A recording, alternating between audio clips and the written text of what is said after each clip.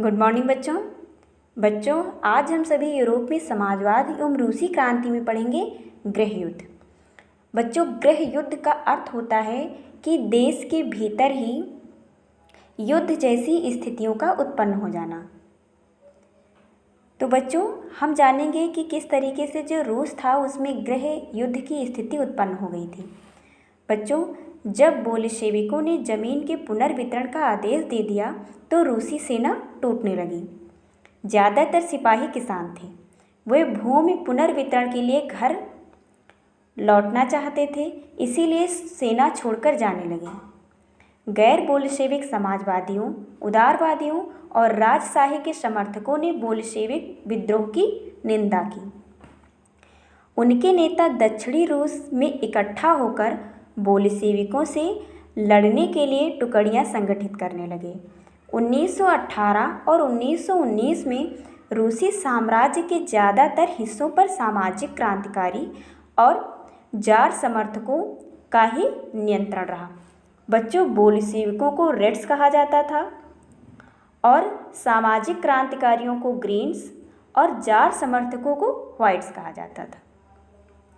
तो उन्हें फ्रांसीसी, अमेरिकी, ब्रिटिश और जापानी टुकड़ियों का भी समर्थन मिल रहा था। ये सभी शक्तियां रूस में समाजवाद को फलते फूलते नहीं देखना चाहती थी।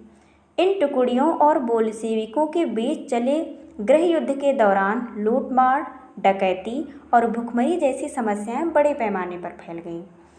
व्हाइट्स में जो निजी संपत्ति के हिमायती थे, उन्होंने जमीन पर कब्जा करने वाले किसानों के खिलाफ काफ़ी सख्त रवैया अपनाया। उनकी इन हरकतों के कारण तो गैर बोल्शेविकों के प्रति जन समर्थन और भी तेज़ी से घटने लगा। जनवरी 1920 तक भूतपूर्व रूसी साम्राज्य के ज़्यादातर हिस्सों पर बोल्शेविकों का नियंत्रण कायम हो चुका था। उन्हें गैर रूसी राष्ट्रवादियों और मुस्लिम जदीदियों की मदद से यह कामयाबी मिली थी।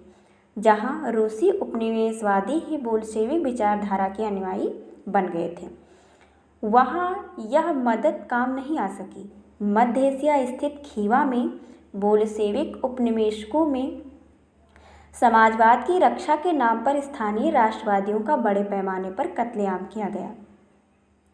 ऐसे हालात में बहुत सारे लोगों को यह समझ में नहीं आ रहा था कि बोल्शेविक सरकार क्या चाहती है। आंशिक रूप से इसी समस्या से निपटने के लिए ज़्यादातर गैर रूसी राष्ट्रीयताओं को सोवियत संघ यानी USSR दिसंबर 1922 में रूसी साम्राज्य में से बोल्शेविकों द्वारा स्थापित किया गया राज्य के अंतर्गत राजनीतिक स्वायत्तता दे दी गई। लेकिन क्योंकि बोल्शेविकों ने स्थानीय सरकारों पर कई अलोकप्रिय और सख्त नीतियां जैसे घुमंतुवाद की रोकथाम की कड़ी कोशिश थोप दी गई थी, इसीलिए विभिन्न राष्ट्रीयताओं का विश्वास जीतने के प्रयास आंशिक रूप से ही सफल हो पाए। बच्चों, अब हम जानेंगे समाजवादी समाज का निर्माण कि किस तरीके से समाजवादी समाज का निर्माण हुआ। बच्चों, गृह युद्ध के दौरान बोल्शेविकों ने उद्योगों और बैंकों के राष्ट्रीयकरण को जारी रखा। उन्होंने किसानों को उस जमीन पर खेती की छूट दे दी जिसका समाजीकरण किया जा चुका था। जब्त किए गए खेतों का इस्तेमाल बोल्शेविक यह दिखाने के लिए करते थे कि सामूहिकता क्या होती है। शासन के लिए केंद्रीकृत नियोजन की व्यवस्था लागू की गई। अफसर इस बात का हिसाब लगाते थे कि अर्थव्यवस्था किस तरह काम कर सकती है। इस आधार पर वे 5 साल के लिए लक्ष्य तय करते थे, यानी इस आधार पर वे 5 साल के लिए लक्ष्य तय करते थे। इसी आधार पर उन्होंने पंचवर्षीय योजना बनानी शुरू कर दी।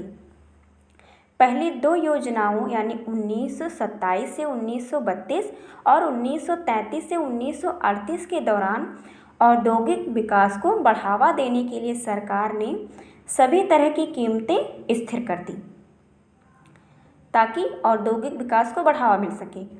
केंद्रीकृत नियोजन से आर्थिक विकास को काफ़ी गति मिली। औद्योगिक उत्पादन बढ़ने लगा।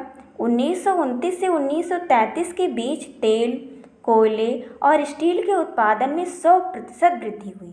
नए नए औद्योगिक शहर अस्तित्व में आए। मगर तेज निर्माण कार्यों के दबाव में कार्यस्थितियाँ खराब होने लगीं।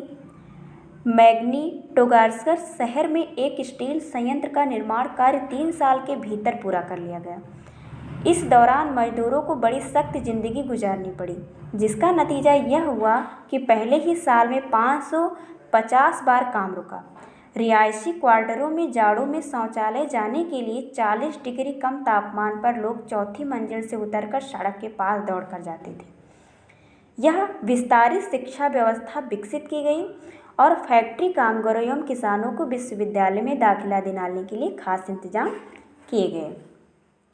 महिला कामगारों के बच्चों के लिए फैक्ट्रियों में बालवाड़ियाँ खोल दी गई। सस्ती स्वास्थ्य सेवा उपलब्ध कराई गई। मजदूरों के लिए आदर्श रिहायशी मकान बनाए गए, लेकिन इन सारी कोशिशों के नतीजे सभी जगह एक जैसे नहीं रहे, क्योंकि सरकारी संसाधन सीमित थे। बच्चों, इसके बाद हम सभी पढ़ेंगे स्टालिनवाद और सामूहिकीकरण।